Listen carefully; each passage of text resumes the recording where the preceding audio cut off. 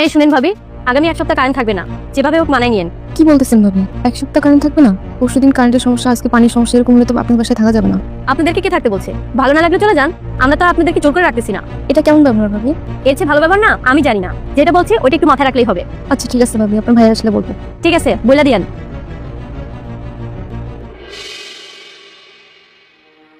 আসসালামু আলাইকুম। ওয়ালাইকুম আসসালাম। আরে শকত ভাই, যে কি ব্যাপার ভাই, এখানে আসলেন? ভাই আপনার কাছে একটু কথা বলার জন্য আসছিলাম। বাসায় তো কথা বলতে পারতাম। না ভাই, একটু জরুরি কথা ছিল। কি কোনো সমস্যা? হ্যাঁ ভাই, একটু সমস্যা। জি। ভাই আমি কি কোনো মাসের ঘর ভাড়া আটকে রাখছি আপনাকে? না তো, ঘর ভাড়া তো ক্লিয়ার আছে আপনার। না কারেন্ট বিল আটকে রাখছি? না না, এরকম তো হয় নাই। তাহলে আমাদের সাথে এই সমস্ত ঝামেলা করার মানে কি ভাই? কিরকম ঝামেলা? আরে ভাই, গত সপ্তাহে দেখলাম কারেন্ট ছিল না সারাদিন, তার 2 দিন আগে সারাদিন পানি ছিল না 2 দিন, কালকে ভাবি যায় বলতেছে এক সপ্তাহ কারেন্ট থাকবো না। আপনার ভাবি শুধু জিজ্ঞেস করছে কেন কারেন্ট থাকবে না। এরকম হলে তাহলে বাসা ছেড়ে চলে যাবে। ভাবি সাথে সাথে উত্তর দিল তাহলে আপনার বাসা ছেড়ে চলে যাও। ভাই আমরা কি কোনো অপরাধ করেছি বলেন? ও আচ্ছা, আপনার ভাবি কথা বলছে। হ্যাঁ ভাই, আসলে ভাই আমরা তো ভাই কখনো ঝামেলার লোক না ভাই। আচ্ছা আচ্ছা শকত ভাই, আপনি কিছু মনে করেন না, আমাকে একটু সময় দেন। আসলে সমস্যাটা কোথায় আমি একটু দেখি। আর আমাদের বাসায় কারেন্ট থাকবে না এক সপ্তাহ, এরকম তো আসলে কোনো ঘটনা নেই। কি হয়েছে একটু বিষয়টা জেনে তারপর আপনাকে আমি জানাচ্ছি। আর আপনি বাসা ছেড়ে কোথায় যেতে হবে না, কথা বলবো বাসায় এসে আপনার সাথে। ঠিক আছে ভাই, আসসালামু আলাইকুম। ওয়ালাইকুম আসসালাম। নীলিমা, কি হয়েছে? বলছিলাম ওই যে ভাড়াটিয়ার সাথে কি হয়েছে তোমার? কই কি হয়েছে? কিছুই হয় নাই। কিছু হয় নাই? তাহলে উনি আমার কাছে অভিযোগ করলো তুমি নাকি বলেছো বাসা ছেড়ে চলে যেতে। হ্যাঁ বলেছি, আর বলেছি বেশ করেছি। ওরা কি পরিমাণ অত্যাচার করে তুমি কি জানো? আর তুমি তো বাসায় থাকো না। কি অত্যাচার করে?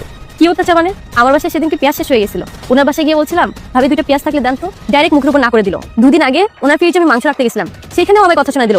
ভাবি আসলে কি আউতে ফ্রিজটা নষ্ট হয়ে গেছে, আবার এই মাছ মাংসগুলো কি আপনাদের ফ্রিজে রাখা যাবে? না না ভাবি, আমাদের ফ্রিজে না একদম জায়গা নেই, দুঃখিত ভাবি। আর তাছাড়া অতিরিক্ত মাত্রায় পানি খরচ করে, আর পানি উঠাইতে কি কারেন্ট খরচ হয় না?